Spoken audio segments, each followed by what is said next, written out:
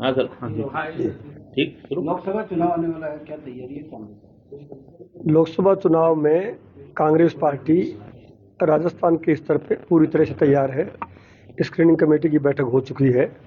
हमारे प्रदेश कांग्रेस के अध्यक्ष गोविंद सिंह जी डोटासरा, हमारे प्रदेश के प्रभारी रंधावा साहब, पूर्व मुख्यमंत्री आदरणीय अशोक गहलोत साहब और तमाम कांग्रेस के वरिष्ठ ने बैठ के सामूहिक रूप से मंथन भी कर लिया है।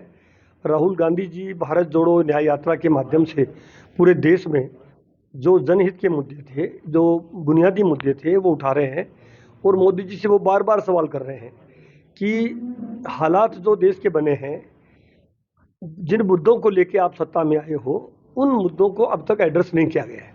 खास तौर पे गरीबी का, आज तक गरीबी का उन्मूलन कैसे हो, महंगाई कम कैसे हो, किसानों की हालत आप देख रहे हो।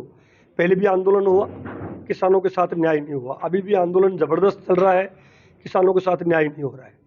तो इन सब मुद्दों को लेके कांग्रेस पार्टी लोकसभा चुनाव में जाएगी और हमें पूरी उम्मीद है कि 2 बार राजस्थान से कांग्रेस पार्टी को सफलता नहीं मिली, यानी 25-0 रही है।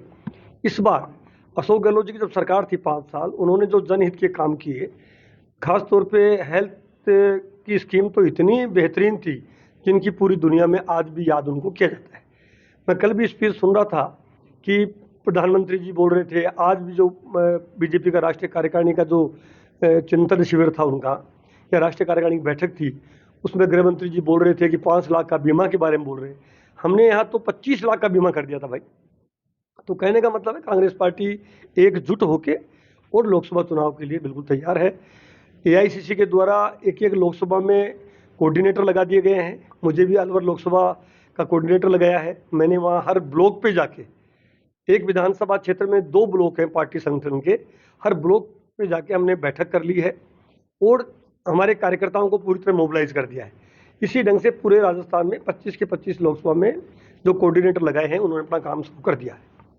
कांग्रेस की जड़ से जो लोग जुड़े हुए हैं, वो कांग्रेस छोड़ के और बीजेपी में शामिल होते हैं। देखिए, ये कुछ क्या होता है कि सत्ता के प्रति जिनका मोह होता है, ये मानिए, या कुछ लोग ईडी, इनकम टैक्स और जो सीबीआई का जो भी देश में तांडव चल रहा है, उसके भय मान लीजिए।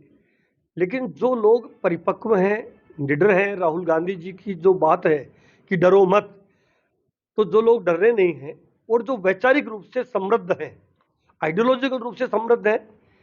देखो, ये गरीबी और अबेरी भी आती है, अच्छे दिन बुरे दिन भी आते हैं, मतलब ये सब तरह का दौर कांग्रेस पार्टी ने पहले भी देखा है। बीच में देखिए, आपको पता हो तो 75-74 का कार्यकाल भी देखा, उसके बाद में 89 का भी देखा, अब भी हम देख रहे हैं। तो जो वैचारिक रूप से समृद्ध लोग हैं, वो लोग कहीं नहीं जाएंगे, लेकिन जो कुछ पदों के लालच में आने वाले लोग हैं, वो छोड़ के जा रहे हैं, या कुछ डर के मारे लोग छोड़ के जा रहे हैं। तो इससे कांग्रेस पार्टी का जो युवा कार्यकर्ता है, या कांग्रेस पार्टी का जो पक्का कार्यकर्ता है, या कांग्रेस पार्टी का जो सच्चा कार्यकर्ता है, उस पर कोई फर्क नहीं पड़ने वाला है। ये खिलाड़ी लाल बेरवा जी ने कहा कि हमारा जो आलाकमान है वो कमजोर है, इस वजह से हमें ये दिन देखते। मैंने कहा ना साहब कि जो जिस पार्टी ने आपको विधायक बनाया, सांसद बनाया, या बहुत से पद दिए, अब वो अगर कमी निकाल रहे हैं अपनी पार्टी में, अपनी पार्टी हाईकमांड पे, तो ये तो उनको खुद को ही सोचना चाहिए कि जब आप पद पे थे तब आपने ये सवाल क्यों नहीं उठाए। अब जब आप सत्ता में थे, खुद आपको मंत्री पद का दर्जा था, आप संवैधानिक पद पे थे, आप विधायक थे। ये सब बातें क्या होती है कि जब सत्ता नहीं है और उस वक्त आप, बल्कि मैं तो ये कहूँगा कि अच्छे और सच्चे आदमी होते हैं, जब सत्ता नहीं होती है, जब संकट में हो, तो ज़्यादा मजबूती से खड़े होना चाहिए।